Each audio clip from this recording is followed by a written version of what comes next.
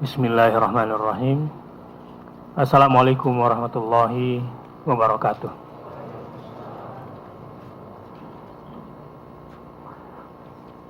Innal hamdalillahi nahmaduhu wa nasta'inuhu wa nastaghfiruh wa na'udzu billahi min syururi anfusina wa min sayyiati a'malina.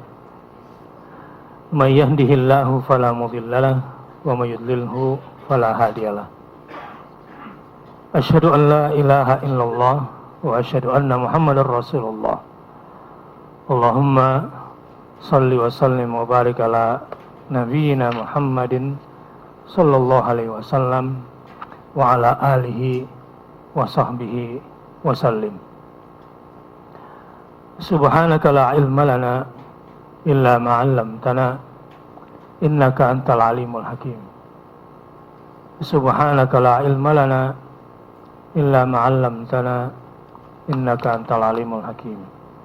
Subhanaka la ilma lana illa ma 'allamtana innaka antal alimul hakim. Rabbi zidni ilma. Mari kita lanjutkan tadabbur kita pada malam hari ini di surah Al-Baqarah ayat 81. A'udzu billahi samil alim minasyaitonir rajim. Bismillahirrahmanirrahim. Bala man kasaba sayyi'atan wa ahatat bihi khati'atuhu fa ulaika ashabun nar hum fiha khalidun. Sama-sama.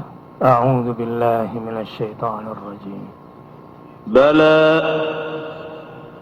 man kasaba sayyi'atan wa ahatat bihi khati'atuhu fa ulaika ashabun nar hum fiha khalidun. والذين آمنوا وعملوا الصالحات أولئك أصحاب الجنة هم فيها خالدون. Sama-sama. والذين آمنوا وعملوا الصالحات أولئك أصحاب الجنة هم فيها خالدون. Bala man kasaba sayyi'atan wa ahatat bihi khati'atuhu faulaika ashabun nar hum fiha khalidun. Walladzina amanu wa 'amilus salihati ulaika ashabul jannah hum fiha khalidun. Melanjutkan bahasan tentang Bani Israel yang terlalu pede kalau dia tidak akan masuk neraka, dan kalaupun masuk neraka paling cuma 40 malam saja. Di sini kemudian Allah sendiri yang menjawabnya. Allah menjadikan ayat ini sebagai burhan, argumen untuk mementahkan pengakuan tanpa dasar Bani Israel itu. Kita lihat terjemahannya di surah Al-Baqarah ayat 81 dan 82. Soal manipulasi agama oleh para rabi Yahudi. Tadi sempat ngelihat sejenak korupsi oleh penghulu sampai 1,2 triliun. Termasuk penghulu-penghulu yang memberatkan calon pengantin yang minta tarif. Nanti kalau ada yang menikah dapat penghulu kayak gitu, laporin aja.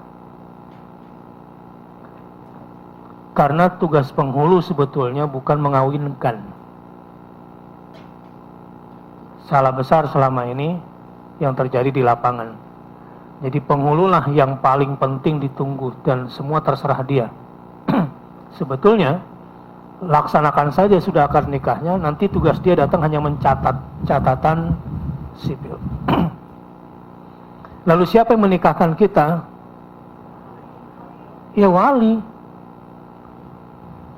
Penghulu itu qadhi. Qadhi itu adalah orang bijak di kampungmu dari keluarga besar atau bukan, yang kita percaya bisa menikahkan kita di hadapan Allah Subhanahu wa taala. Tapi kalau yang menikahkannya juga orang korup juga, baru kalau nikahnya di bidakara biasanya kami dibayar sekian begitu, dia pasang tarif. Nah kalau ketemu yang begitu, nanti saya laporin loh Pak sama Pak Ustadz gitu.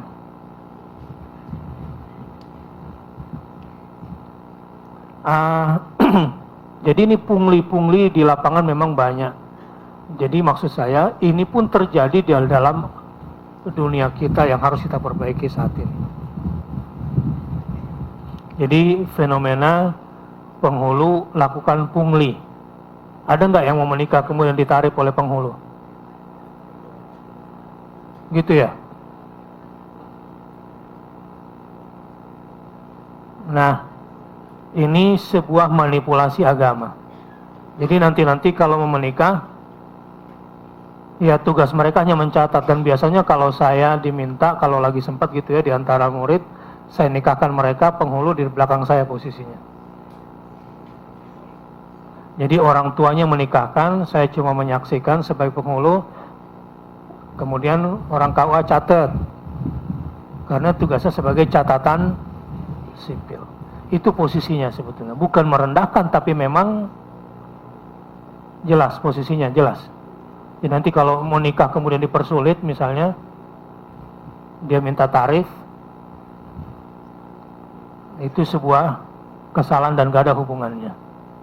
Dan dia sudah digaji untuk itu dan tugasnya cuma mencatat. Ketika saya ingatkan dia seperti itu pun dia akhirnya menerima. Ya Pak, silakan Pak, terima kasih. Jadi bukan menghinakan dalam hal ini, tapi memang menempatkan dia pada posisinya, supaya tidak membebani lagi pernikahan Anda. Manipulasi agama oleh para rabi Yahudi dulu. Bala mangkasaba sayyi'ah. Bala, bukan demikian. Jadi kata-kata bala ini biasanya untuk mempertegas. Alaysa kadzalik? Bala. Bukankah demikian? Iya, demikian adanya. Kata-kata bala. Bukan seperti prasangka mereka. Yang benar adalah man, barang siapa kasaba sayyi'atan.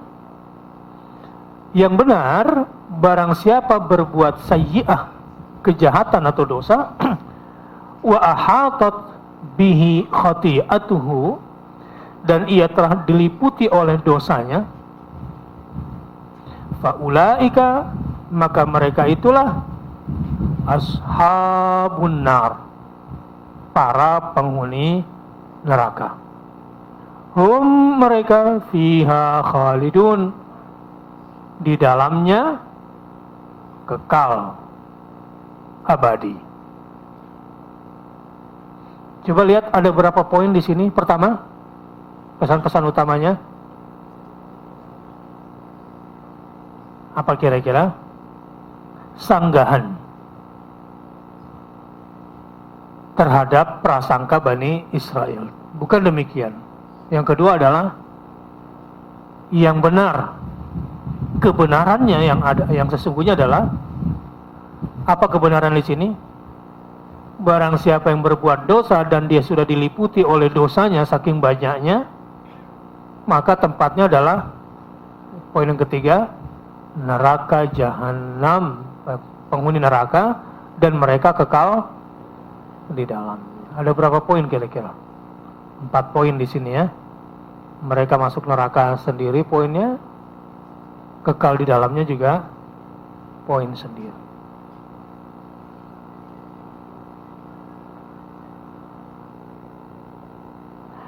kasab atau mengusahakan. Kata kasaba berarti mengupayakan sesuatu yang dapat mendatangkan manfaat dan peruntungan. Jadi kalau dalam bahasa Arab Anda mau nanya pekerjaan seseorang, jangan ma'amaluk, salah. Kalau berkaitan dengan pekerjaan yang punya penghasilan tetap dari situ, pertanyaannya ma kasbuka, itu yang betul. Kasbi, pekerjaanku adalah apa kira-kira? Pegawai di sini, begitu. Jadi ada banyak kosakata yang digunakan di dalam Al-Quran untuk menjelaskan bekerja atau berbuat. Masing-masing punya konotasi sendiri. Fa'ala berbuat, amila bekerja, berbuat, kasaba juga bekerja atau berbuat, sana'a juga bekerja, berbuat, qaddamat li anfusikum tuqaddimu taqdim juga berbuat. Masing-masing punya konotasinya sendiri. Nah, bahasa Indonesia tidak punya perbedaan-perbedaan seperti itu.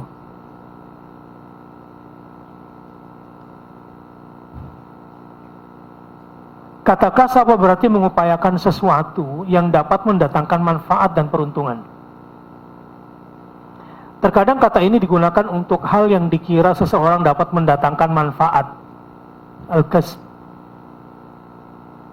Misalnya,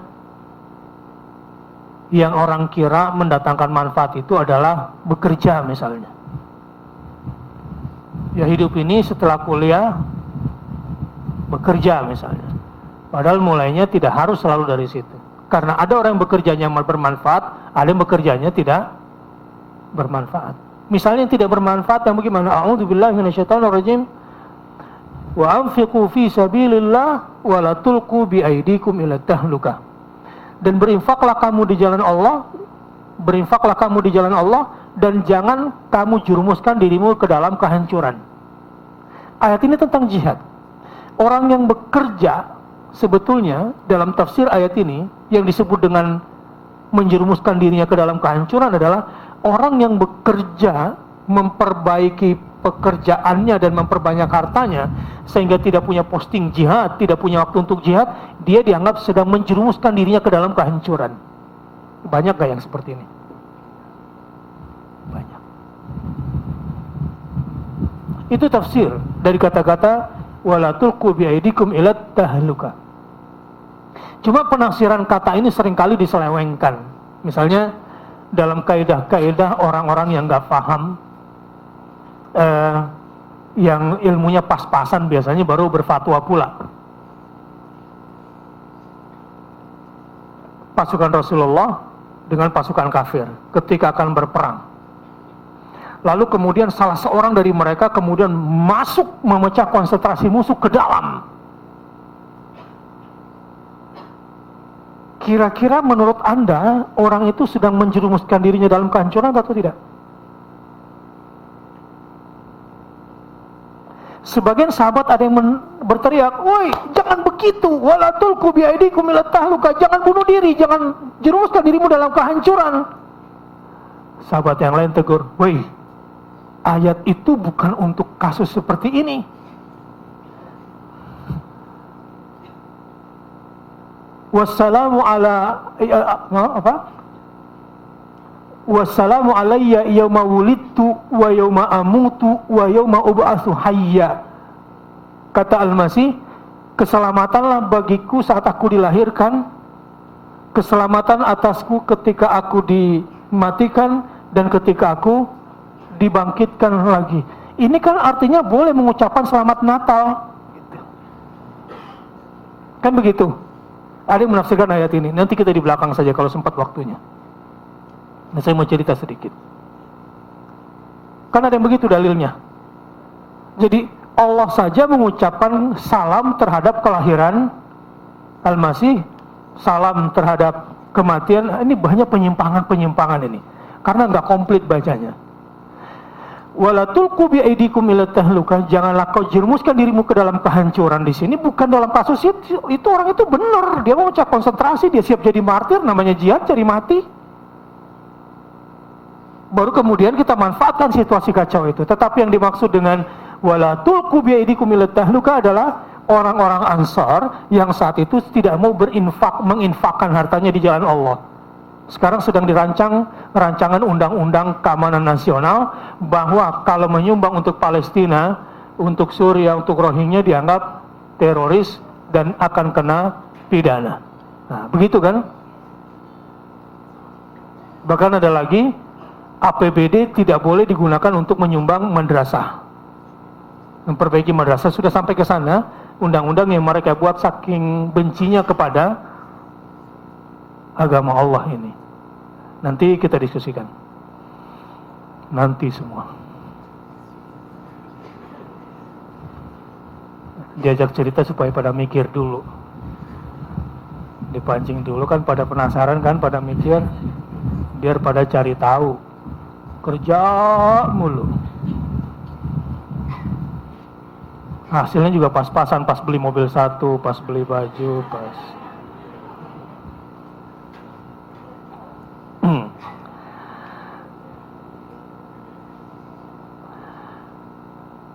Namun justru terkadang kata ini digunakan untuk hal yang dikira seseorang dapat mendatangkan manfaat, namun justru mendatangkan mudarat. Seperti dalam ayat yang sedang ditafsirkan ini. Jadi di ayat ini, kata-kata kasbun yang biasanya digunakan, kasbun bukan kasbon. Tanggal berapa sekarang? Musimnya kasbon gak nih? Kasbun itu biasanya konotasi positifnya kalau bertanya kepada seseorang, apakah pekerjaanmu dalam pengertian yang punya penghasilan tetap bulanan atau sebagai businessman atau sebagai businesswoman atau apalah namanya. Tetapi bisa juga digunakan kata-kata kasbun ini untuk seseorang mengira pekerjaan itu bermanfaat padahal mendatangkan mudarat. Apa contohnya misalnya? Ya, pekerja seks komersil misalnya. Kalau ditanya kemana? Kerja. Kerja apa? Ya, pokoknya kerja aja.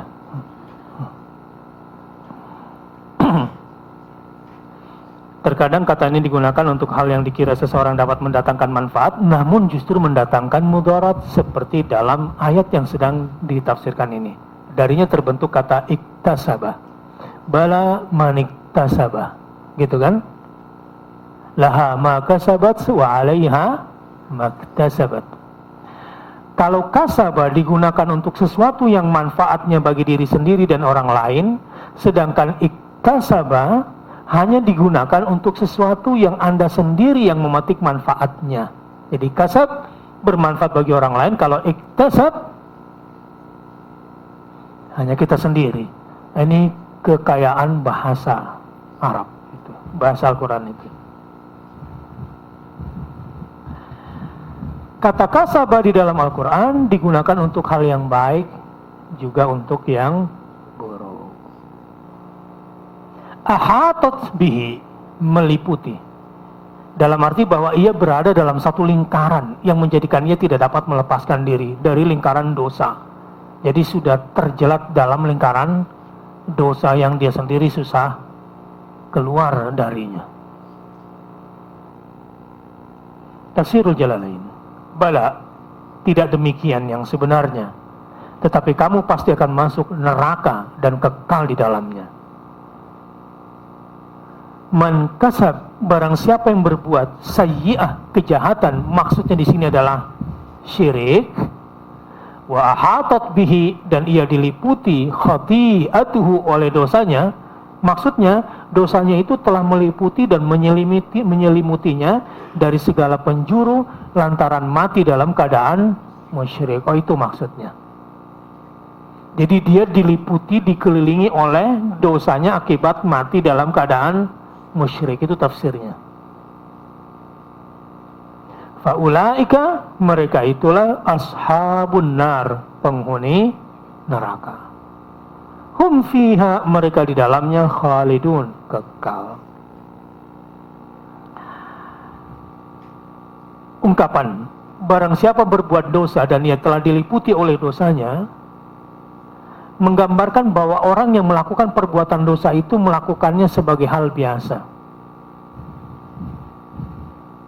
Jadi kata-kata barang siapa berbuat dosa dan ia telah diliputi oleh dosanya, menggambarkan bahwa orang yang melakukan perbuatan dosa itu melakukannya sebagai hal yang biasa. Ini dianggap penghasilan, pasang tarif sama orang yang mau nikah susah itu.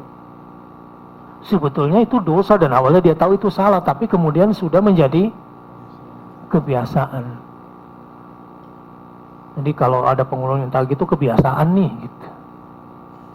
Dia lupa bahwa sebetulnya dia tidak berhak pasang-pasang tarif itu. Tapi karena sudah berulang-ulang melakukannya dan menjadikan dia kebiasaan sehingga dia tidak bisa lepas. Bahkan ia merasa senang dan menikmati dan mengiranya sebagai amal perbuatan baginya. Jadi orang-orang yang terbiasa dengan penghasilan haram, dia menikmati. Biasanya kan kalau orang diucapkan selamat pagi, selamat siang, selamat malam, senang nggak? Kalau ada orang berbicara pada Anda atau tegur Anda, selamat pagi, senang nggak? Jawabannya apa? Pagi juga. Tapi kalau gini, prit, selamat pagi, senang nggak? Prit, selamat siang, senang nggak? Ikhlas ya.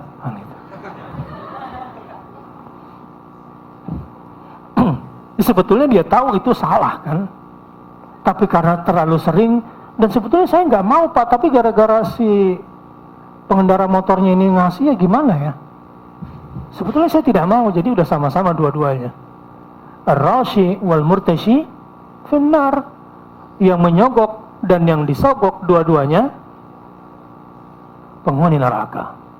Jadi kalau ditangkap gimana? Prit, selamat pagi, Anda jawabnya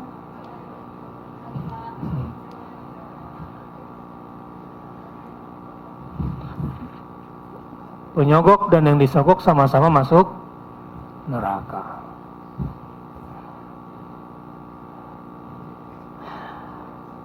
Sekiranya dosa itu dirasakan sebagai kebencian, niscaya ia tidak akan melakukannya. Tapi karena sudah terlanjur terbiasa, ya dia tidak merasa risih dengan perbuatan dosanya itu.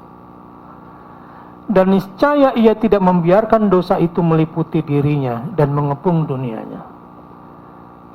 Nah, sampai di sini saya kira sudah begitu jelas.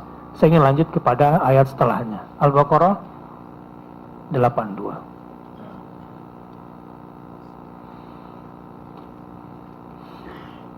Walladzina amanu wa 'amilus salihati ulaika ashabul jannah hum fiha khalidun. Jadi kalau di atas ulaika ashabun nar hum fiha khalidun, calon penghuni neraka itu seperti itu. Nah sekarang calon penghuni surga, sepertinya Anda ada di sini semua. Walladzina amanu wa 'amilus salihat, dan orang-orang yang beriman serta beramal saleh, ulaika ashabul jannah, mereka itulah penghuni surga. Hum fiha khalidun, mereka kekal di dalamnya.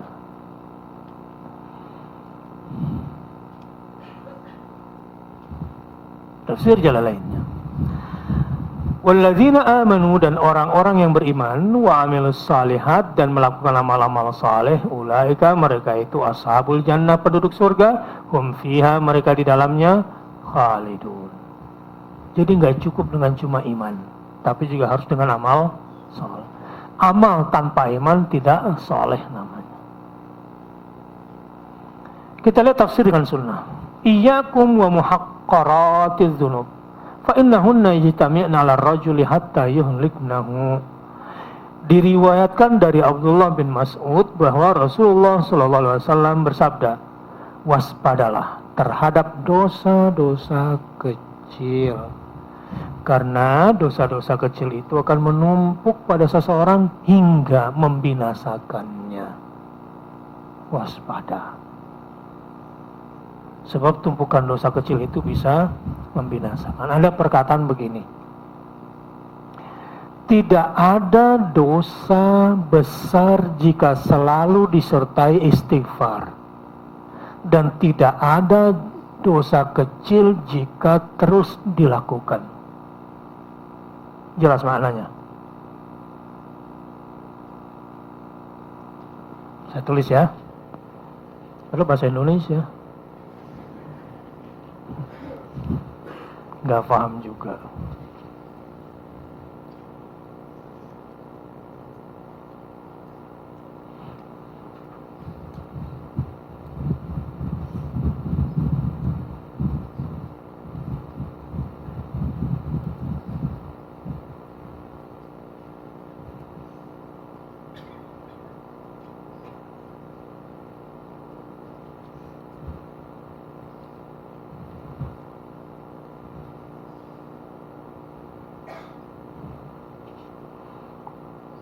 Ngerti maksudnya? Ini qaul ini, saya lupa siapa yang berkata ini. Tidak ada dosa besar jika diikuti istighfar. Artinya, setiap melakukan kesalahan, jika disertai istighfar, maka tidak akan pernah jadi dosa besar. Tapi jangan menganggap ini dosa kecil kalau sering kita lakukan, karena itu akan menjadi dosa. Udah paham sekarang? Jadi tidak akan pernah ada dosa besar jika diikuti istighfar. Barangkali gitu terjemahannya, tapi saya terjemahkan letterleks bahasa Arabnya.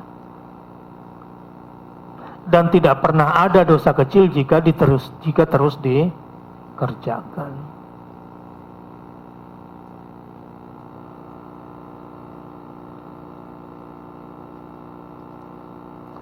Renungan terpentingnya adalah iman tidak akan terwujud hingga ia melahirkan amal saleh.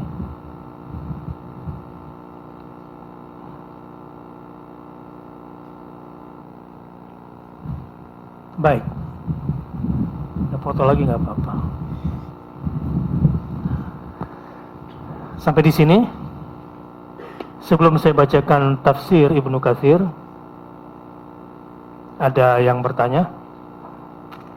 Ada diskusi?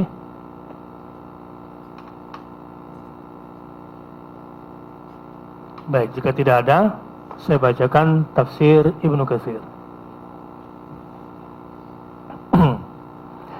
Allah Azza wa Jalla mengatakan, masalahnya tidak seperti yang kalian angan-angankan dan harapkan, wahai Bani Israel. Tetapi barang siapa mengerjakan kejahatan dan dosanya itu telah meliputi dirinya sampai hari kiamat, sedang ia tidak mempunyai kebaikan sedikit pun, dan semua amalannya berupa kejahatan, maka ialah salah satu penghuni neraka. Ini tegasnya aturan main di hadapan Allah.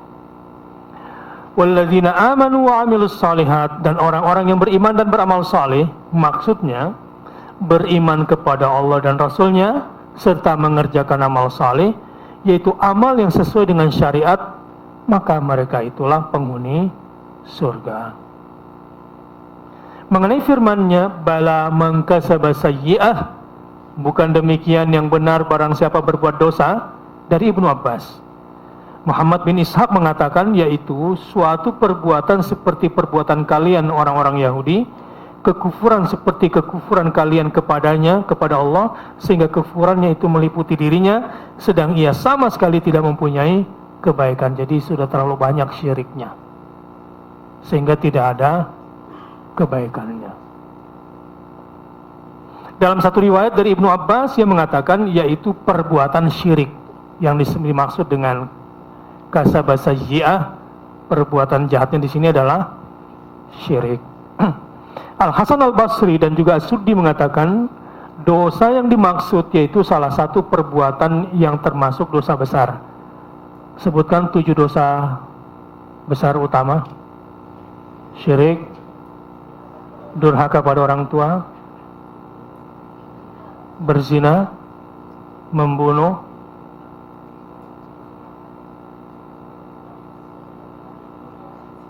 Ayo. Apa? Riba. Ada lagi? Apa? Apa? Qadzaf. Qadzaf. Qadzaf itu menuduh wanita baik-baik terus? Hah? Ya. Nanti baca lagi. Orang kalau nggak tahu dosa besar berarti dia harus ngelakuin itu. Jadi harus tahu semua. As-sab' al-mubiqat itu. Kita lanjut dulu. Sedang mengenai firman-Nya wa ahatat bihi khati'atuhu, dan ia telah diliputi oleh dosanya itu, dari Mujahid. Ibnu Juraij mengatakan yaitu meliputi hatinya. Jadi dosanya itu sudah meliputi hatinya. Dan masih berkenaan dengan firman-Nya wa ahatat bihi khati'atuhu, dan ia telah diliputi oleh dosanya itu, dari Abu Razin, dari Rabi bin Khaisan Al-A'mash mengatakan, yaitu orang mati dalam keadaan masih berlumuran dosa yang dia lakukan dan belum bertobat. Semua pendapat di atas saling berdekatan maknanya, kata Ibnu Katsir, wallahu alam. Perlu kami kemukakan di sini sebuah hadis yang diriwayatkan oleh Imam Ahmad dari Abdullah bin Mas'ud bahwa Rasulullah SAW pernah bersabda, "Iyyakum wa muhaqqaratiz dzunub fa innahunna yajtami'na 'ala ar-rajul hatta yuhliknahu." Waspadalah kalian terhadap dosa-dosa kecil, karena dosa-dosa kecil itu akan menumpuk pada diri seseorang sehingga membinasakannya. Rasulullah SAW memberikan perumpamaan bagi mereka ini seperti kaum yang singgah di satu tanah tandus. Lalu satu persatu dari mereka pergi dan kembali dengan membawa sepotong kayu, hingga akhirnya mereka berhasil mengumpulkan setumpuk kayu, lalu mereka menyalakan api sehingga membakar apa yang mereka campakkan ke dalamnya hingga matang. Rasulullah SAW memberikan perumpamaan bagi mereka ini. Mereka ini siapa? Orang-orang yang diliputi oleh dosa. Bagaimana perumpamaan Rasulullah? Seperti kaum yang singgah di satu tanah yang tandus. Lalu satu persatu dari mereka pergi dan kembali dengan membawa sepotong kayu, hingga akhirnya mereka berhasil mengumpulkan setumpuk kayu. Lalu mereka menyalakan api sehingga api pun terbakar. Lalu api itu membakar apa yang mereka campakkan ke dalamnya hingga matang. Jadi bodoh nggak orang gitu ya? Di tanah yang tandus pergi masing-masing cari kayu, sama-sama dapat, kemudian ditumpuk, lalu kemudian dibakar, semua miliknya dilempar ke situ. Pinter nggak orang itu? Nah, begitulah Rasulullah SAW memberikan perumpamaan peristiwa ini. Baik, ada diskusi? Atau masuk ke kasus Natal?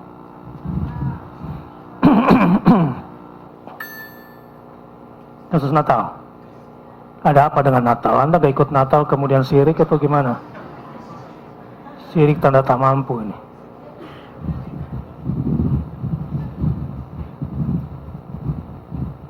Kenapa, ada apa dengan Natal?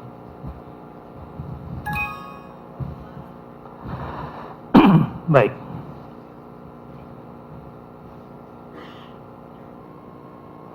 Jadi ada BBM beredar dari Pak Quraisy ya. Ada yang punya argumen Pak Quraisy bahwa Natal itu ada di dalam Al-Quran dan mengucapkan selamat Natal itu ada dalam Al-Quran. Ada yang punya? Nggak ada yang punya? Ya udah nggak usah dibahas, nggak tahu berarti kan. Ambilkan BB saya di kamar. BB saja, jangan ngambil yang lain.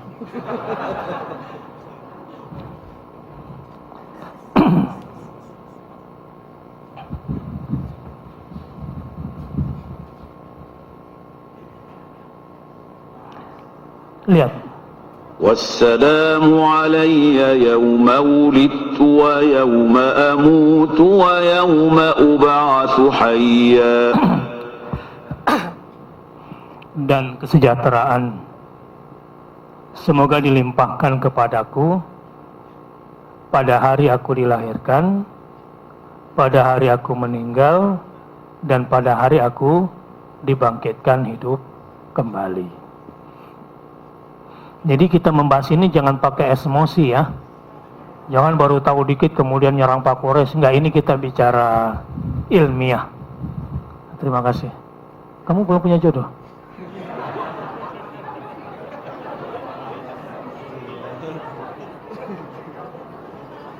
Belum? Udah belum? Saya sih nanya aja.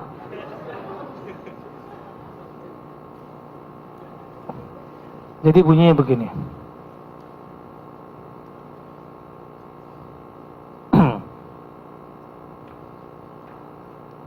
Jadi argumennya begini. Oleh Dr. Muhammad Quraisy Shihab. Sakit perut menjelang persalinan memaksa Maryam bersandar ke pohon kurma.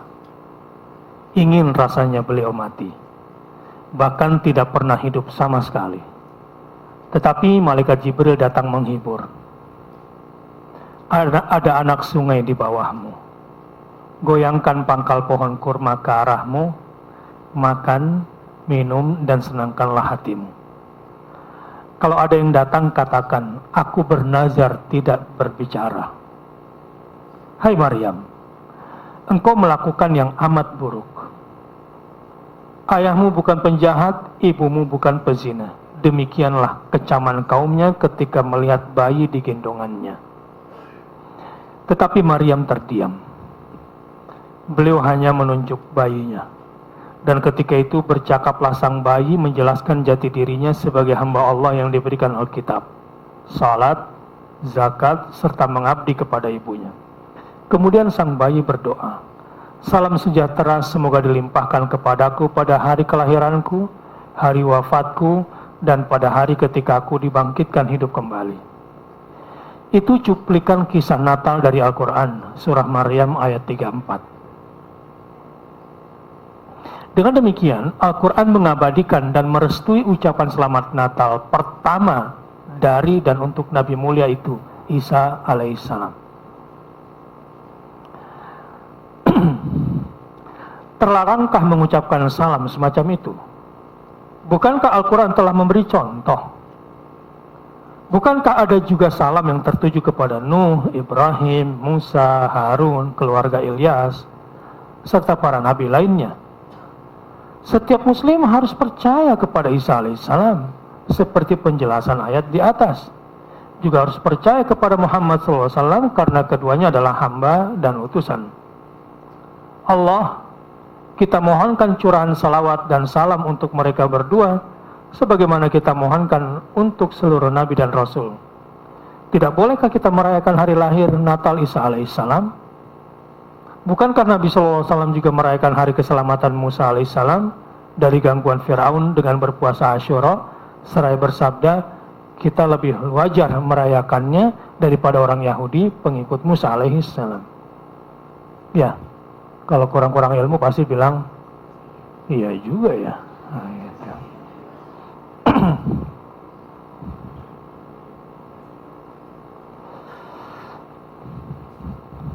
Jadi persoalannya di sini beda oknum. Apakah yang dilahirkan ini menurut Pak Quraisy sama dengan apa yang dirayakan oleh orang Nasrani? Ini perlu didudukkan dulu. Menurut mereka ini kan hari kelahiran anak Tuhan. Dengan semua simbol-simbolnya kan. Tanggal 25, apa iya tanggal 25?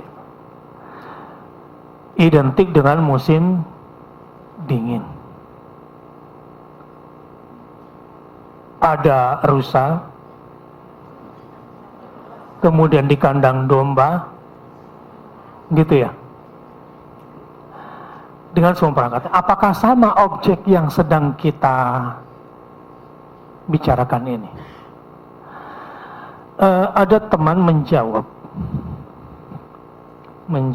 saya coba buka email saya sebentar, saya kirim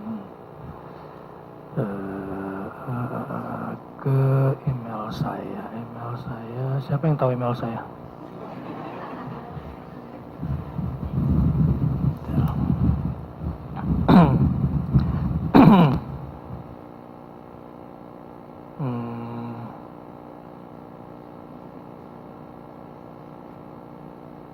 Mana pula ini email coba?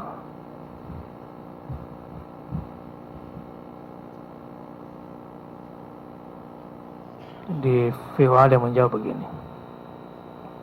Saya baca ya. Ini yang membahas tentang keharamannya. Mereka yang membolehkan. Nah, ini mereka yang membolehkan. Dr. Quraisy menyatakan memberikan ucapan selamat Natal sudah diajarkan dalam Al-Quran seperti tertuang dalam surah Maryam ayat 34. Itu tentang Isa putra Maryam merupakan perkataan yang benar yang mereka berbantah-bantahan tentang kebenarannya. Maryam 34. Ayat ini sama sekali tidak membahas tentang hukum kebolehan mengucapkan selamat Natal. Tidak ada. Menurut Imam Al-Qurtubi, ayat ini menjelaskan tentang siapa Nabi Isa alaihissalam.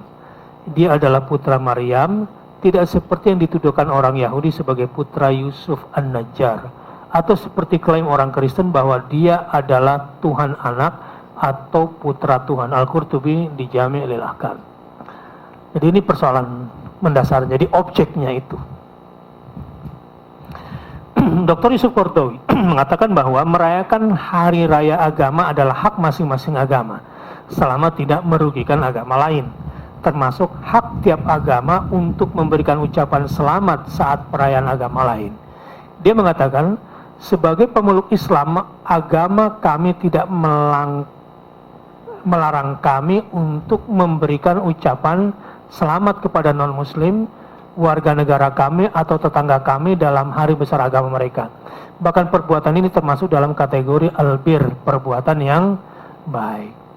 Beliau mengambil dalil di surah Al-Mumtahanah ayat 8. Allah tidak melarang kamu berbuat baik dan berlaku adil kepada orang-orang yang tiada melarangmu karena agama, dan tidak mengusir kamu dari negerimu. Sesungguhnya Allah menyukai orang-orang yang berlaku adil. Kebolehan mengucapkan selamat ini terutama bila pemeluk agama lain itu juga telah memberikan ucapan selamat kepada kita dan perayaan hari raya kita. Jawabnya ada di surah An-Nisa ayat 86. Apabila kamu diberi salam penghormatan dengan sesuatu penghormatan, maka balaslah penghormatan itu dengan yang lebih baik daripadanya, atau balaslah penghormatan itu. Sesungguhnya Allah memperhitungkan segala sesuatu. Wa idza huyitum fahayyu bi ahsana minha aw mithlaha. Jika kamu diberikan salam penghormatan, katanya balaslah dengan yang lebih baik atau yang setara.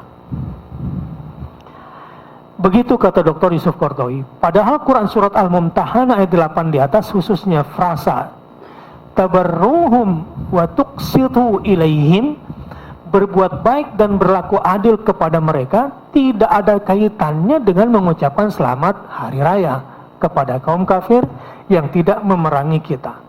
Karena bersikap baik dan adil kepada mereka dalam hal ini terkait dengan muamalah, bukan ibadah. Sedangkan mengucapkan selamat hari raya kepada mereka bagian daripada ibadah.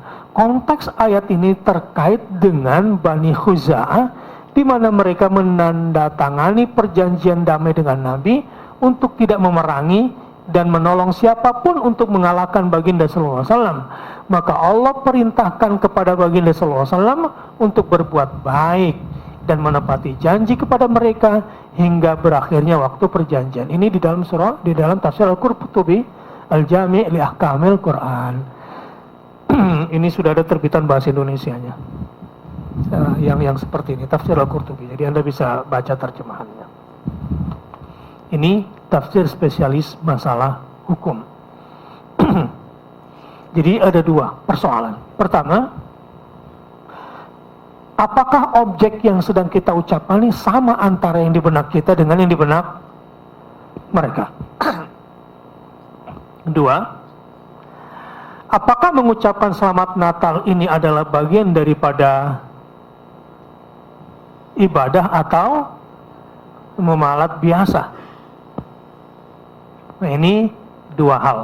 Jadi saya pada kesempatan ini tentu berposisi saya untuk tidak mengucapkan, ini pilihan saya, khilaf ini. Tapi jangan kemudian kita jadi saling menyerang, ya. Jangan saling menyerang dalam hal ini. Jadi nanti silakan berposisi tapi pakai dalil yang kuat. Ada baiknya kalau kemudian saya bacakan kisah ini buat perempuan, menarik kisah ini. Laki-laki juga insya Allah. Jadi saya akan berkisah seputar kehamilan Maryam. Surah Maryam ayat 26.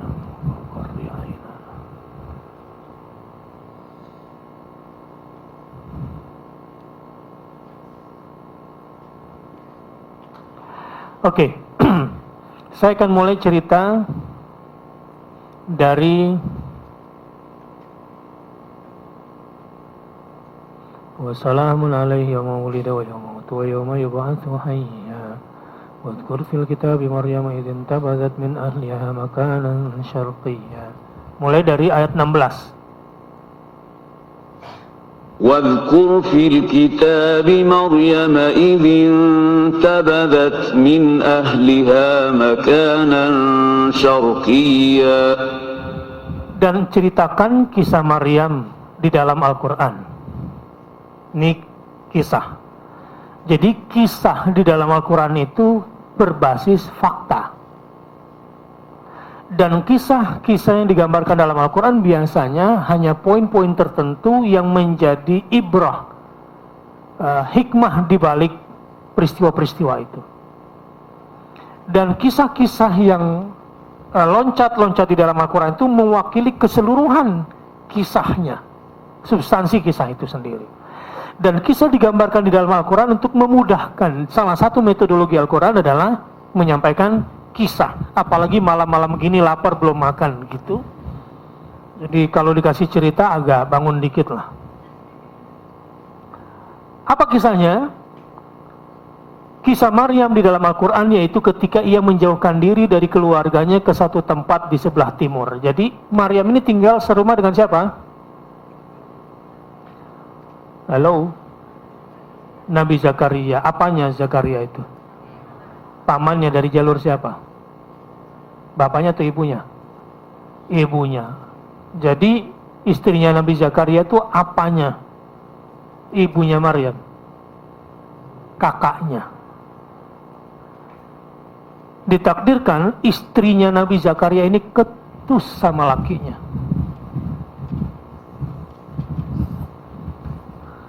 Ngomongnya mantap, ketus. Dan salah satu, saya mau cerita sama ya ikhwan, kenapa Nabi SAW tidak pernah lupa dengan Khadijah walau sudah tiada dan di sampingnya sudah ada Aisyah. Karena Khadijah tidak pernah ketus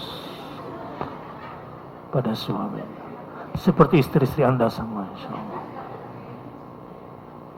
Anggap aja nggak ada perempuan di sini.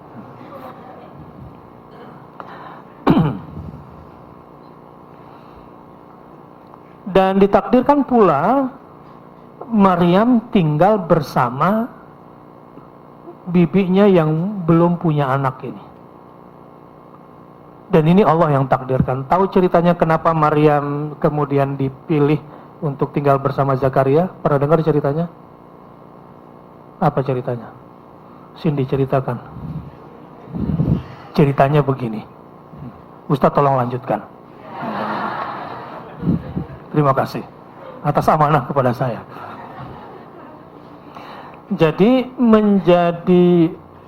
jadi mundur lagi nih ceritanya. Jadi Imran, ayahnya Maryam ini ingin sekali punya anak, tapi lama nggak punya anak, akhirnya bernazar. Jadi nazar ini salah satu cara untuk mempercepat dijebloskan penjaranya itu lari ke situ. Itu Nazarudin. Biar nggak tidur. Jadi untuk mempercepat datangnya rezeki yang kita harapkan kepada Allah adalah dengan bernazar. Apa nazarnya? Kalau aku punya anak, aku akan jadikan anakku sebagai pengurus rumah ibadah. Jadi dulu menjadi marbot masjid itu bergengsi. Sampai sekarang. Sebetulnya. Tapi marbot yang bagaimana nih gitu loh. Jadi dulu tuh seperti itu. Nah, sampai kemudian hamillah istrinya Imran, jadi Ali Imran, keluarga Pak Imran. Setelah lahir, ternyata perempuan. Padahal yang boleh menjadi marbot itu adalah laki-laki, pengurus rumah ibadah itu.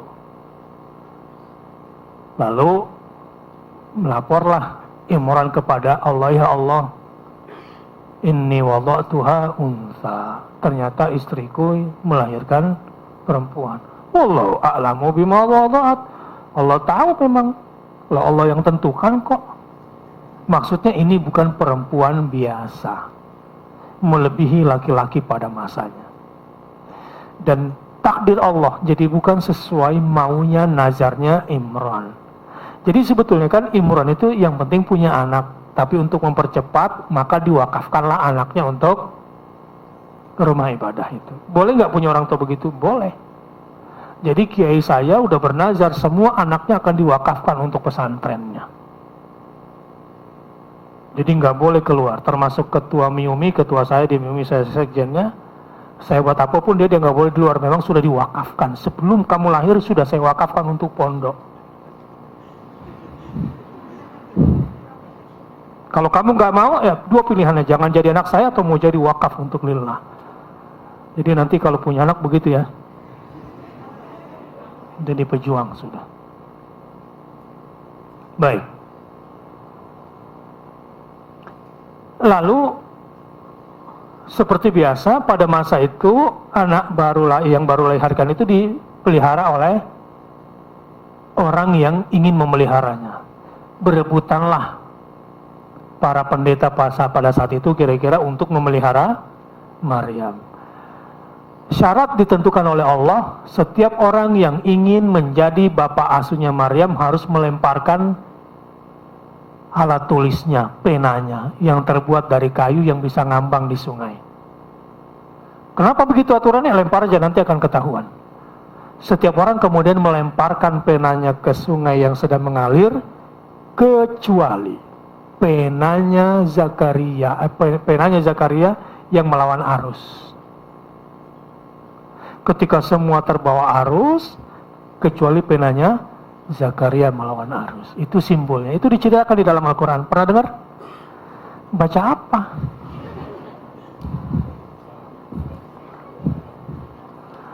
Baik, akhirnya terpilihlah Zakaria untuk memelihara Maryam.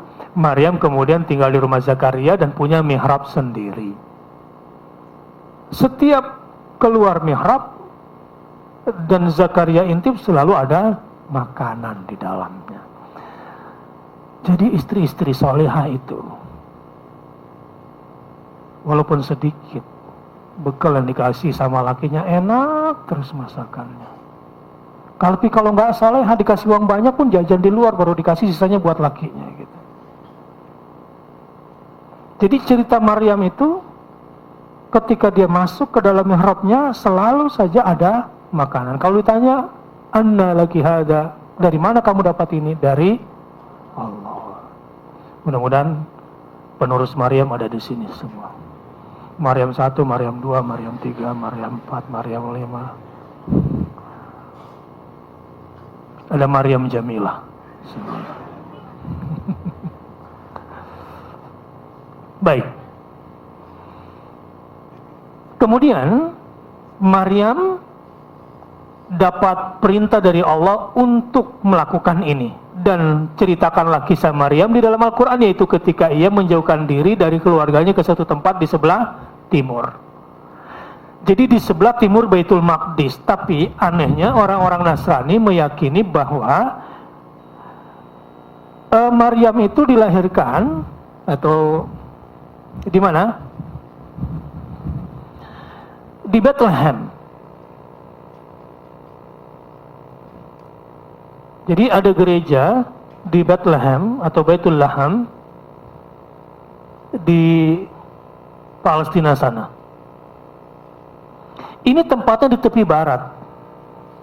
Jadi di luarnya kayak begini kalau pada malam misa itu. Ini gerejanya. Dan ini ada lapang begitu.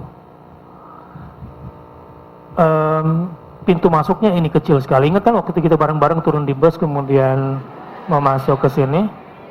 Gitu. Ini masuk ada lubang kecil di dalam. Ini di tepi barat, jadi di West Bank. Jadi bukan sebelah timur Baitul Maqdis yang mereka yakini. Ini kalau dalam kondisi kosong seperti ini bagian luarnya. Nah ini tadi orang berebut masuk di sini. Kita kan ngumpul di sini waktu haus. Nah kita terus masuk ke sini kan? Ya. Gitu. Siapa itu yang hilang waktu kita nunggu di sini kemarin?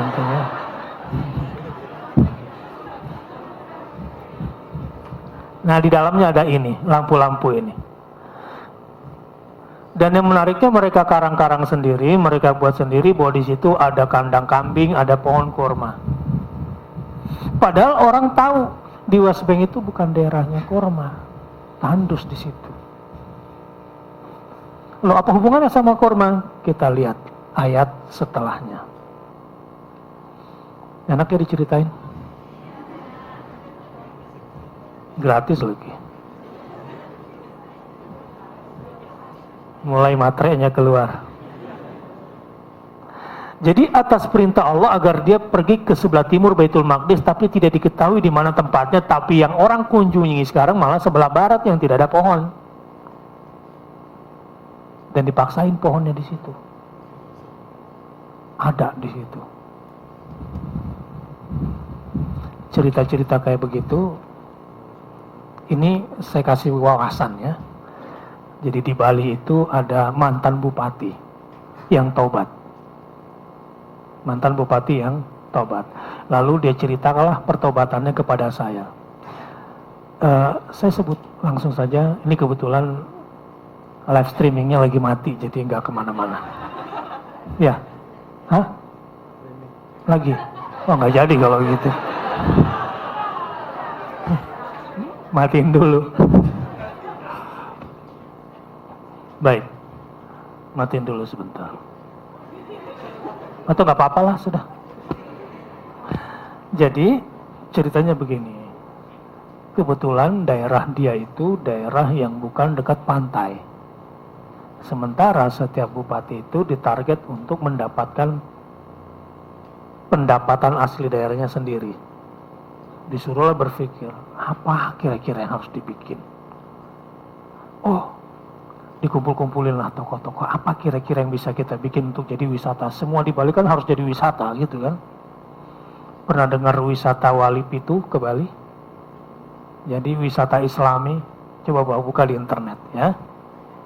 Ya, kalau nggak percaya ya, tak bukain. Saya bukain. Ini untungnya kuliah di sini. Apa? Wisata Bali Islami misalnya gitu ya. Bali Muslim Tour. Bali Muslim Tour apa islinya?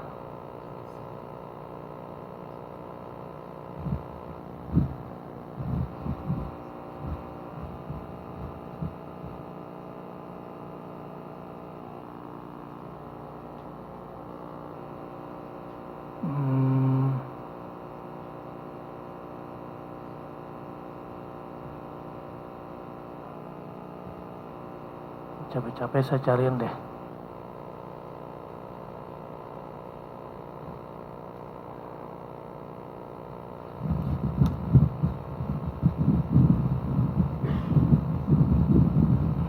Wali Songo di Jawa, Bali punya wali 7, Wali Songo, wali Pitu, gitu ya. Ziarah wali Pitu di Pulau Dewata. Ayo cepat.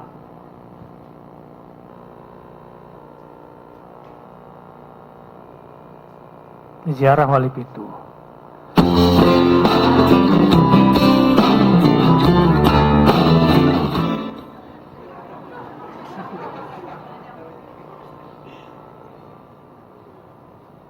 Udah, nggak banyak di gambarnya.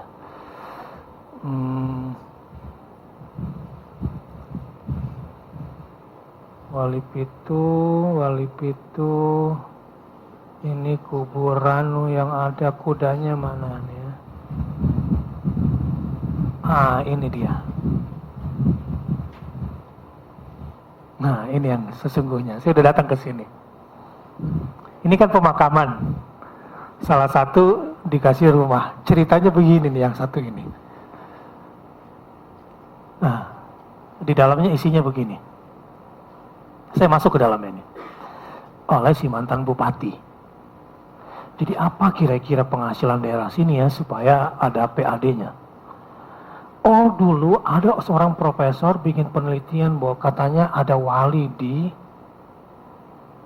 Bali itu. Zaman kerajaan Islam gel-gel bla bla bla bla bla bla. Terus gimana? Kalau nggak salah profesornya pernah datang deh ke kuburan di sini. Terus. Ya pokoknya di sekitar sini gitu. Oh, jadi kita cari aja mana kuburannya. Cap. Ini beneran nih.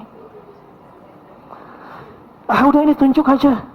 Ya, tapi gimana dong untuk ngebangun kan butuh biaya dan butuh lahan. Kebetulan dia bilang demi Allah Pak Ustadz. Di situ ada orang kaya, pemabuk, penjudi pula. Oke, saya mau bangunkan tapi nanti parkirnya jatah saya. Oke, nggak apa-apa, deal. Pokoknya bagaimana kehidupan masyarakat di sini berkembang. Dibuatlah rumah. Seperti tadi luarnya dan ini dalamnya. Dibikin angker ini. Jadi di dalamnya itu, kalau sekarang kan di kita ini pakai kembang ya. Kalau dia itu, ini kok jadi ini gambarnya tadi mana? Ini, saya mau cerita yang ini. Supaya agak serem, dikasihlah patung kuda di luarnya, balik lagi. Ini dikasihlah patung kuda ini di luarnya ini. Pokoknya biar kayak wali apalah begitu kan. Ini sebetulnya kuburannya cap-cip-cup ini. Dibangunkan. Dibuatlah. Pokoknya dibikin indah. Supaya harumnya itu terus ada, jangan pakai kembang. Pakai ini nih. Spray ini. Iya. Saya masuk berdama sama dia ke dalam ini mencekikikan berdua. Ada teman juga di luar. Bagaimana ceritanya ini bisa jadi kuburan? Ya saya mau cerita ini sama Pak Ustadz. Saya mau tobat Pak Ustadz.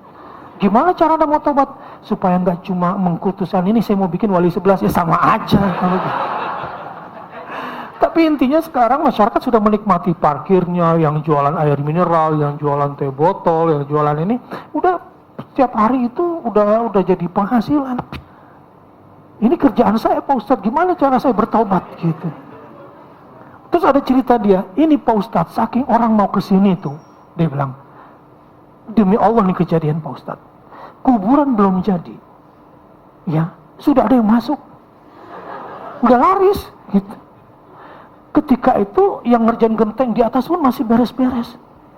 Yang di bawah minta, Mbah, saya minta gini. Oh, yang kerja di atas pun dijawab pula, iya, gitu. Percaya pula dia. Minta ini, minta itu, gitu kan. Wah, cepat dia kabur, dia kira ada demit. Dan kemudian dibawalah permintaan itu. Dan untuk memperkuat alibinya itu dipasanglah patung kuda itu. Entah siapa di situ. Dia bilang, seandainya Pak Baktiar dulu yang ada ke sini, saya akan kasih nama kuburan Kiai Haji Baktiar Nasir. Itu pun nama Habibnya pun saya karang-karang Pak Ustaz.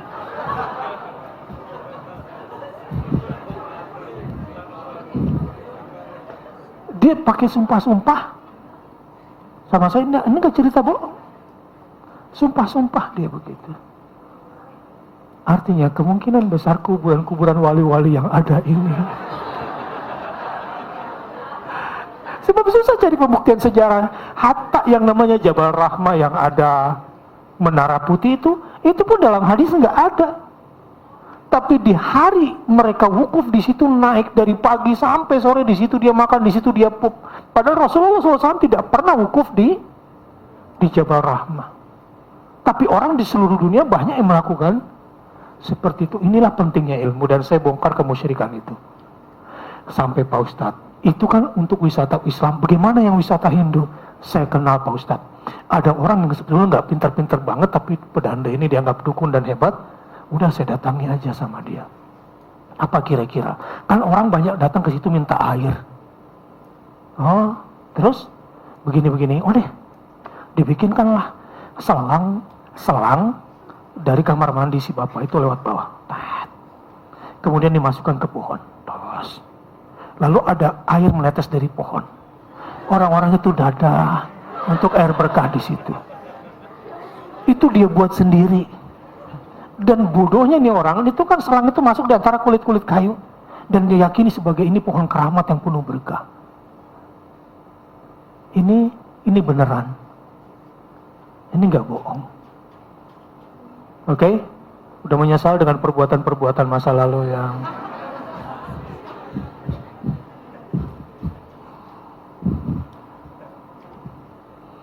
Itu keramiknya pun masih ada yang congkel-congkel di dalam kuburan kuning itu. Ingin diambil berkahnya. Itu kenapa kiswah Ka'bah, sarungnya Ka'bah kalau musim haji selalu diangkat, karena banyak yang beset itu, yang sobek untuk dijadikan chip. Banyak yang lakuin itu. Karenanya diangkat. Gila apa gila? Baik.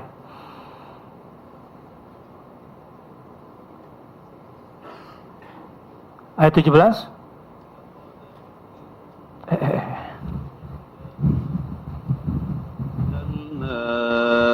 إليها روحنا فتمثل لها بشرا سويا. Sama-sama.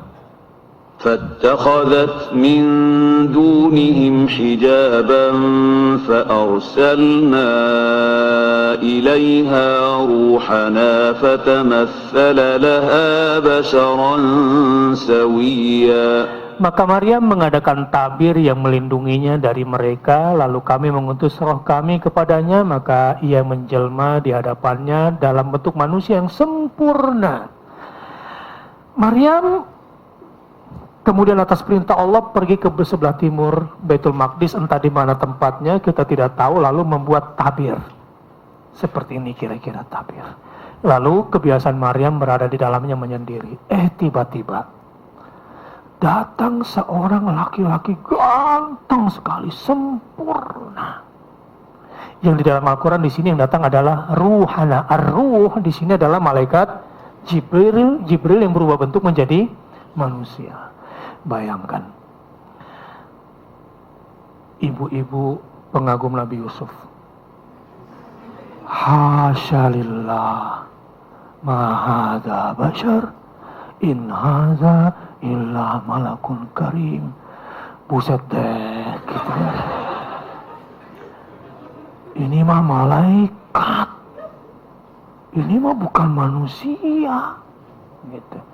Memang mata-mata bongsang begini, yang tidak menahan pandangannya, yang jelek-jelek, ya begitulah standarnya. Walaupun Nabi Yusuf ganteng banget ya, gitu kira-kira. Seperti itulah kejadiannya.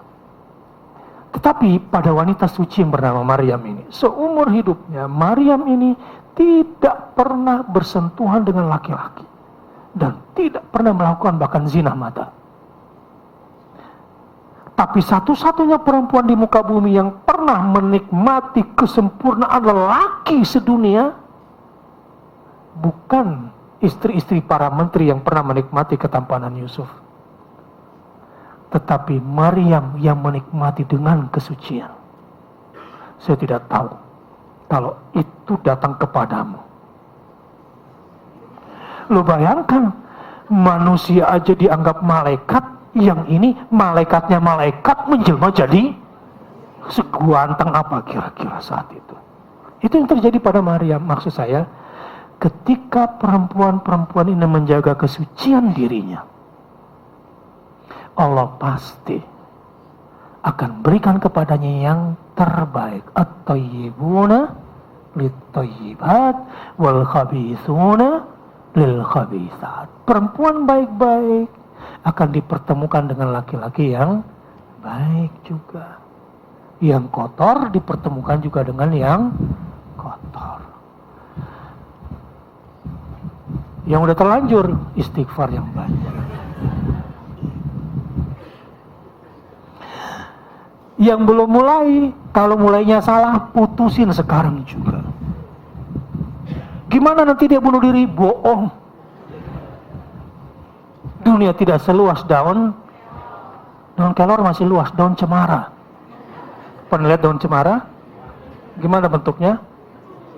Ya begitulah kira-kira. Baik, ini kisah Maryam. Datanglah malaikat Jibril. Nah sekarang coba bayangkan, apa kata Maryam ketika dalam ruangan sendirian didatangi cowok seganteng itu? Kalau itu terjadi sama kamu, kamu bilang apa kira-kira? Saya mau tahu aja.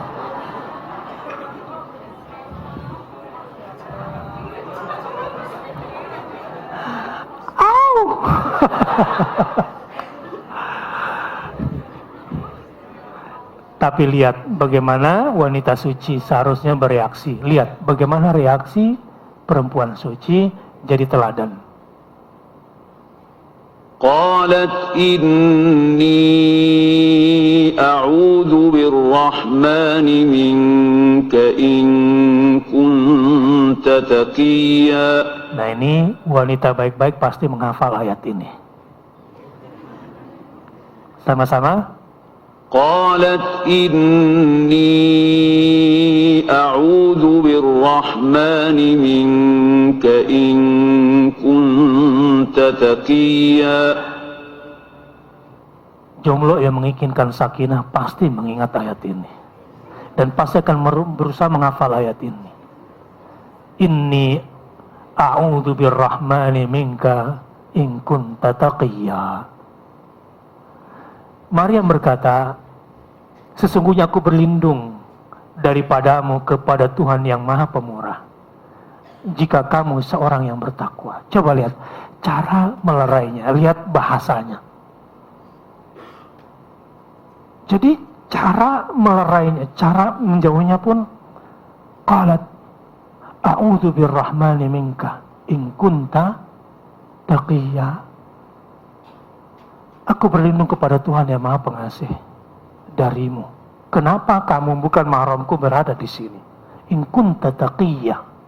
Kalau memang kamu orang baik-baik, kalau memang kamu orang terhormat, wahai pemuda baik-baik dan terhormat, jika kamu orang beragama dan punya keimanan, kamu tidak pantas berada di ruangan berdua denganku di sini.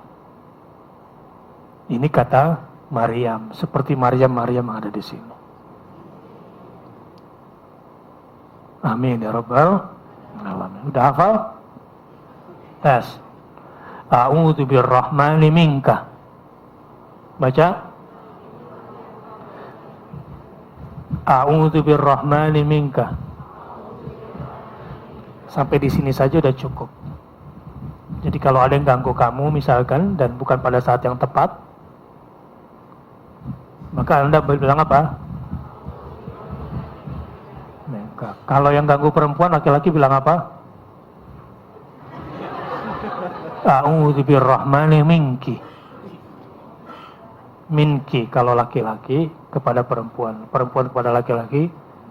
In kunta taqiyya, kalau memang kamu orang baik-baik. Jelas? Begitu cara Maryam. Sudah paham? Ini sebetulnya sudah masalah, udah kursus manner di sini. Yang John Robert Power pun tidak bisa mengajarkan ini.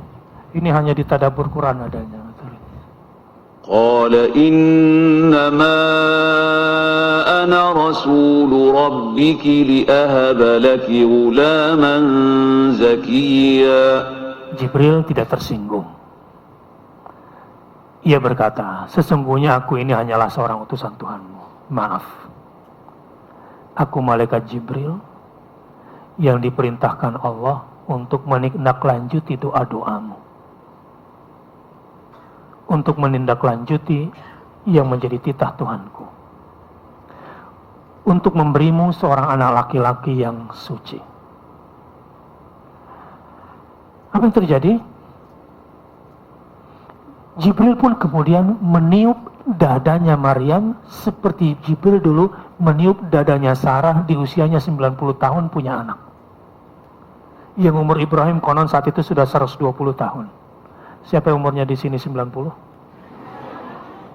Mau hamil lagi? Itu terjadi pada Sarah dan kali ini ditiupkan ke dadanya. Kenapa ke dada? Karena sel telur perempuan memang diproduksi laki-laki itu asul dari tulang sulbi, tulang sumsum belakang. Kalau perempuan wattaraib.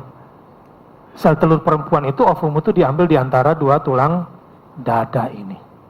Di sini produksi sel telur itu. Di situ yang ditiup oleh. Ada yang mau ditiup?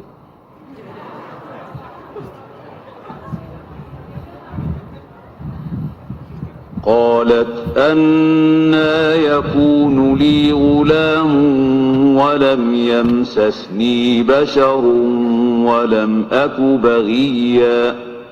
Maryam berkata, bagaimana akan ada bagiku seorang anak laki-laki, sedang tidak pernah seorang manusia pun menyentuhku, dan aku bukan pula seorang wanita pezina. Nggak yakin. Mana mungkin? Apa kata malaikat Jibril?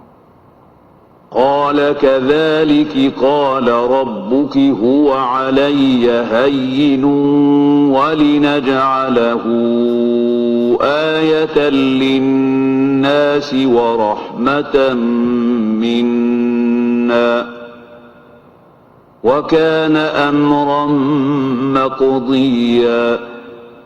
Dalam kegusaran dan kemustahilannya, memang Bani Israel di zaman Isa Al-Masih diuji Allah rasionalnya.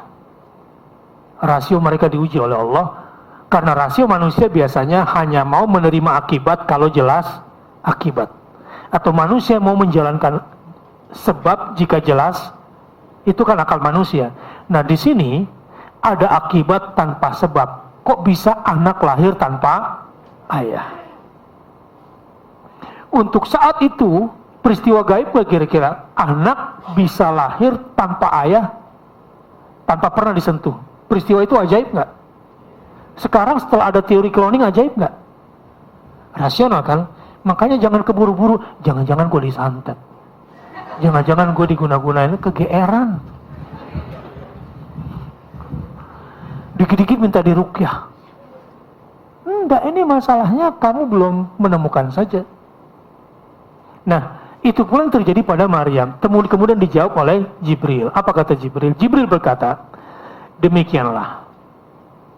Tuhan berfirman, hal itu adalah mudah bagiku, kata Allah. Membuat seorang perempuan punya bayi tanpa ayah bagi Allah mudah. Benar gak sekarang setelah ada teori cloning? Benar. Yang kedua, apa maksud Allah menjadikan ini semua? Dan agar dapat kami menjadikannya suatu tanda bagi manusia. Jadi dibalik hamilnya Maryam tanpa suami adalah ada semacam tanda yang sedang Allah patok untuk jadi pelajaran bagi semua manusia. Tanda apa? Bahwa sehebat apapun ilmu pengetahuan nanti dalam temuan-temuan teori-teori cloning, percayalah, dulu sudah pernah ada. Dan kamu bukanlah yang baru. Dan sebagai rahmat dari kami, ini juga salah satu bentuk bahwa hanya ada dua manusia di muka bumi ketika dilahirkan ke dunia, tidak digaplokin sama jin. Semua manusia digaplokin sampai nangis diantaranya. Jadi nangis, ekspresi nangis pada setiap bayi, Anda waktu lahir ketawa ya? Lupa. Kenapa bayi dilahirkan nangis? Ada dua, karena beratnya secara falsafah menanggung amanah tauhid. Yang kedua, karinnya sudah siap mencelakakannya. Kecuali dua manusia Maryam dan putranya. Karena kedua manusia ini ditakdirkan oleh Allah dilahirkan dengan cara yang seji. Ini ceritanya. Dan ini sebagai rahmat dari kami, dan hal itu adalah satu perkara yang sudah diputuskan. Maryam, ini sudah diketok palu, ini dari Tuhan dan semua sudah terlanjur berjalan.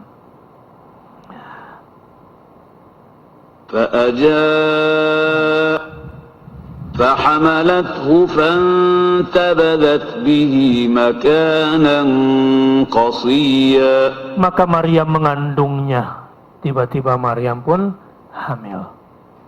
Lalu ia menyisihkan diri dengan kandungannya itu ke tempat yang jauh karena bingung bagaimana menjawab pertanyaan orang, kok bisa hamil tanpa suami. Anehnya saat mengandung Isa Al-Masih tidak ada kesulitan dan perut Maryam tidak juga besar sebesar orang hamil, sehingga tidak banyak orang yang mengetahuinya. Itu salah satu rahmat yang Allah berikan kepada Maryam, sehingga dia perlu menyingkir jauh karena susah bagaimana menjawab pertanyaan orang ini. فأجاءها المخاض إلى جذع النخلة قالت يا ليتني مت قبل هذا وكنت نسيا منسيا. Waktu hamil tidak merasakan susah dan sakit, tapi saat melahirkannya, ini sesuatu yang sangat menyakitkan bagi Maryam. Maka rasa sakit akan melahirkan anak memaksa ia bersandar pada pangkal pohon kurma, sambil berkata, ya laita mitu qabla hadza. Ini perempuan, para laki-laki sesuci Maria pun ada saat-saat di mana mereka itu kepasrahannya terkesan jadi putus asa. Apa katanya? Aduhai, alangkah baiknya aku mati saja sebelum ini. Jadi kalau perempuan ngomong kayak gini, laki-laki jangan dibilang, jangan kemudian dianggap benar-benar mau mati, enggak. Itu cuma action-actionnya perempuan aja.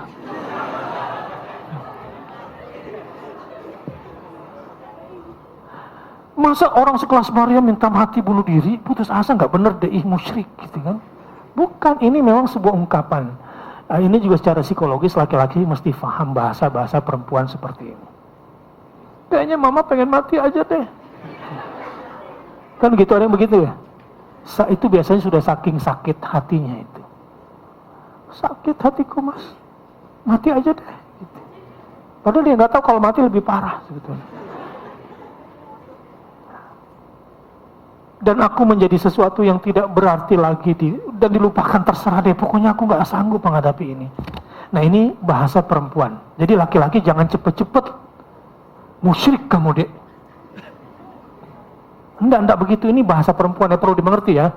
Saya perlu jelasin sama laki-laki ini. Ini prawedding yang singkat tapi penting. Jadi kalau perempuan mau nanti seperti itu, dia tuh nggak sungguh-sungguh. Sudah, pulangkan aku ke rumah orang tuaku. Jangan dipulangin bener nih ongkosnya gitu, jangan. Itu maksudnya diminta disayang, janganlah ya. Jangan, aku mau pulang. Bilang, aku nggak punya ongkos. Terserah. Jangan nanti dicium sama sopir bajai di depan, masuk. Dia cuma minta diperhatiin saja. Jadi ini jangan dianggap sebuah celaan atau nggak boleh minta mati menurut ayat ini. Gitu ya. Nah cuma perempuan perlu tahu, laki-laki itu kadang-kadang nggak secerdas yang kamu duga. Beneran. Ya. Laki-laki itu nggak cerdas-cerdas banget. Dia perlu, wahai para istri, ajari dia bagaimana cara menyintaimu.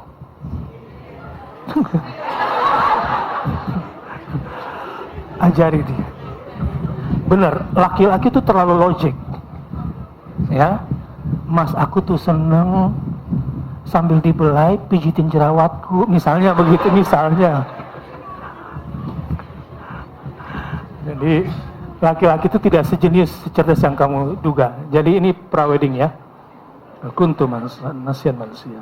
فناداها من تحتها ألا تحزني قد جعل ربك تحتك سريا. Maka Jibril menyerunya dari tempat yang rendah. Jibril pun kemudian menenteramkan, menguatkan Maryam. Jadi suami kayak begini nih, siaga satu. Ya. Jangan istri lagi susah, dakwah terus. Udah tahu istrinya ini, suaminya dakwah terus. Kayak Ustadz Bakhtiar tuh. Kurang perhatian. Maka menderitalah orang yang bersama aku itu barangkali. Maka Jibril menyerunya dari tempat yang rendah. Jadi kan Maryam di atas yang di tempat yang tinggi. Posisi Jibril di tempat yang rendah. Ini sebetulnya juga sebuah isyarat. Saya nggak ingin terlalu jauh. Jadi sebagai seorang suami, bagaimana Jibril menenteramkan Maryam. Begini cara malaikat. Janganlah kamu bersedih hati. Allah tahzani. Sesungguhnya Tuhanmu telah menjadikan anak sungai di bawahmu. Ada anak sungai di bawahmu. Kalau kamu haus, minumlah. Jadi ada ibu-ibu bidan di sini. Kalau dia mulai pembukaan berapa gitu, yang sampai berkeringat gitu, susah banget gitu. Pembukaan 4 misalnya, dikasih apa? Suruh gigit handuk gitu. Ya kasih minum dikit. Ya, itu untuk melancarkan. Ini ilmu buat bidan ya. Ini ilmu dari Al-Quranul Karim. Bagaimana Jibril menemani saat melahirkannya. Nah, akan lebih bagus lagi kalau siapin air zam-zam buat istrinya. Gitu ya. Jadi siap selalu ketika dia melahirkan misalnya. Lalu apa lagi? وَهُزِّي إِلَيْكِ بِجِذْعِ النَّخْلَةِ تُسَاقِطُ عَلَيْكِ رُطَبًا جَنِيًّا. Dan goyangkanlah pangkal pohon kurma itu ke arahmu. Jadi ditarik. Kenapa ditarik-tarik? Niscaya pohon itu akan menggugurkan buah kurma, jatuh buah kurmanya. Tapi buah kurma yang jatuh itu namanya rutab, yang masih kuning itu loh, yang lembek. Itu untuk memperlancar kehamilan, memperlancar melahirkan. Jadi bukan rumput Fatimah yang dibeli-beli di Jabal Uhud itu. Banyak pulang kan jemaah haji yang dibawa malah rumput Fatimah direndam baru kemudian diminum. Wallahu alam, itu mitos. Tapi kalau kita kembalikan untuk memperlancar kelahiran itu makan rutoban janiya, buah kurma yang masak kepadamu. Rutob itu kira-kira kalau mau dilihatkan gambarnya ya, rutob.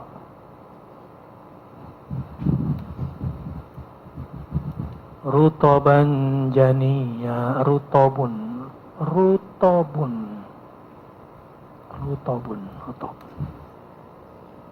Nah ini bentuknya rutab itu. Ya, langsung dikasih lihat gambarnya begini. Enak ini. Hah? Yang mengkel ya. Ini biasanya ditaruh di freezer ini. Ya, ibu bidan udah lihat makan rutab. Macam-macam. Jadi dia masih kuning seperti ini. Ini kalau masih di pohon seperti ini, lama-lama setelah ditarik seperti ini, ini macam-macam. Nah, setelah dijemur jadilah namanya kurma atau tamar itu. Jadi kalau masih begini namanya rutab. Ini enak sekali kalau saya ngiler melihatnya ini. Mereka ini selain dibuat untuk makan langsung seperti ini, mereka juga bisa bikin sayur pakai ini ketika masih hijau. Ketika masih berbentuk hijau. Oke, itu namanya rutabun. Jadi ini yang dimakan oleh Maryam. Nah, pohon kurma itu hanya tumbuh berbuah matang kalau musim panas yang puncak panas dan ada topan badai yang panas. Jadi nggak mungkin di musim salju. Jadi puncaknya itu kurma baru bisa matang kalau pada musim panas. فَكُلِي وَاشْرَبِي وَقَرِّي عَيْنًا فإما ترين من البشر أحدا فقولي إني نذرت للرحمن صوما فلن أكلم اليوم إنسيا. Maka makan, minum, dan bersenang hatilah kamu. Nah, ini cara suami siaga istri. Jika kamu melihat seseorang manusia, maka katakanlah. Jadi setelah Maria menggendong bayinya, kemudian akan kembali ke rumahnya, kalau ditanya orang, bayi siapa ini? Bagaimana? Jawabannya, diajarkan jawabannya oleh Jibril. Sesungguhnya aku telah bernazar berpuasa untuk Tuhan yang Maha Pemurah, maka aku tidak akan berbicara dengan seorang manusia pun pada hari ini. Itu jawabannya. Jadi aku puasa ngomong. فأتت به قومها تحمله قالوا يا مريم لقد جئت شيئا فريا. Gosip mulai menyebar. Maka Maryam membawa anak itu kepada kaumnya dengan menggendongnya. Kaumnya berkata, "Hai Maryam, sesungguhnya kamu telah melakukan sesuatu yang amat mungkar." Gosip mulai berkembang. Tuduhan mulai berkembang. Ya ukhta Harun ma kana abuki imra'a saw'in wa ma kanat ummuki baghiya. Gosip tetap aja gosip walau kelihatannya menasehati. Gosip tetap aja gosip walau kesannya menasehati. Sebetulnya nggak ada istilah kritik membangun, nggak ada itu. Di mana-mana kritik itu nyakitin. Yang namanya membangun itu memberi saran dan bahasanya bagus. Gue sih nasihatin aja sama lu, terima ya syukur, nggak terima ya terserah. Itu bukan kritik membangun, namanya kritik bau. Apa katanya? Hai saudara perempuan Harun, ayahmu sekali-kali bukanlah seorang yang jahat, ibumu sekali-kali bukanlah seorang pezina. Kenapa kamu melakukan ini? Walaupun kelihatannya nasihatnya baik, tetapi dari hati yang kotor keluarnya juga pedas. فأشارت إليه قالوا كيف نكلم من كان في المهد صبيا. Setiap kali Maryam diprotes, Maryam kan tidak mau berbicara dan selalu menunjuk ke arah bayinya yang digendong itu. Maka Maryam menunjuk kepada anaknya. Mereka berkata, "Hei, aku tuh nanya elu tahu." Nunjuk ke anak suruh ngomong, "Bagaimana kami akan berbicara dengan anak kecil yang masih dalam ayunan? Kamu yang saya tanya, dari mana kamu lahirkan anak ini?" Tapi akhirnya yang menjawab adalah si bayi itu. Apa jawaban si bayi? وَجَعَلَنِي مُبَارَكًا قال إني عبد الله آتاني الكتاب وجعلني نبيا. Berkatalah Isa dalam gendongannya, sesungguhnya aku ini hamba Allah dan dia memberiku Alkitab Injil dan dia menjadikan aku seorang nabi. Kaget orang-orang. Bayi dalam gendongan bisa berbicara. Dalam sejarah ada 3 bayi yang bisa berbicara. 1, Isa Al-Masih. 2, siapa? Anaknya Masyidah. Yang ketiga, yang menjadi saksi antara Yusuf dengan Zulaikha, itu juga bayi. Yang bisa berbicara bahwa Zulaikha lah yang menarik Yusuf. Belum pernah dengar ceritanya? Sesak napas gue. Udah pada tua kayak gini kemana aja sih? Cerita apa yang dibaca? Bagus. Ketika cinta bertasbih. Intinya begini, ada banyak sekali kisah-kisah mendalam di dalam Al-Quranul Karim. وَجَعَلَنِي مُبَارَكًا أَيْنَمَا كُنْتُ وَأَوْصَانِي بِالصَّلَاةِ وَالزَّكَاةِ مَا دُمْتُ حَيًّا. Dan Allah menjadikan aku seseorang yang diberkati di mana saja aku berada. Dan Allah memerintahkan kepadaku mendirikan sholat dan menunaikan zakat selama aku hidup.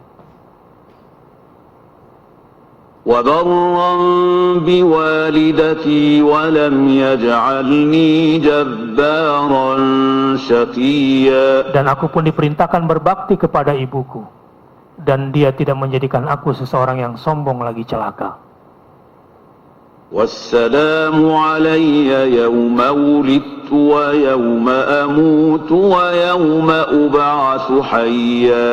Dan salam kesejahteraan semoga dilimpahkan kepadaku pada hari aku dilahirkan, pada hari aku meninggal, dan pada hari aku dibangkitkan hidup kembali. Tafsir kata wassalamu di sini bukan berarti boleh mengucapkan selamat Natal. Enggak. Kenapa selamat matinya nggak diucapin juga? Selamat bangkitnya nggak diucapin juga. Ini maksudnya keselamatan senantiasa menyertaiku ketika kesulitan saat dilahirkan aku, ketika kesulitan saat aku dimatikan, ketika kesulitan suasana saat dibangkitkan. Allah selamatkan aku, bukan selamat Natal, bukan. Jadi kalaupun ada yang bilang ayat ini menunjukkan bahwa Quran pun mengucapkan selamat Natal, saya kira keliru, Mas. Terima kasih. Subhanakallahumma wa bihamdika asyhadu an la ilaha illa anta astaghfiruka wa atubu ilaik. Assalamualaikum warahmatullahi wabarakatuh.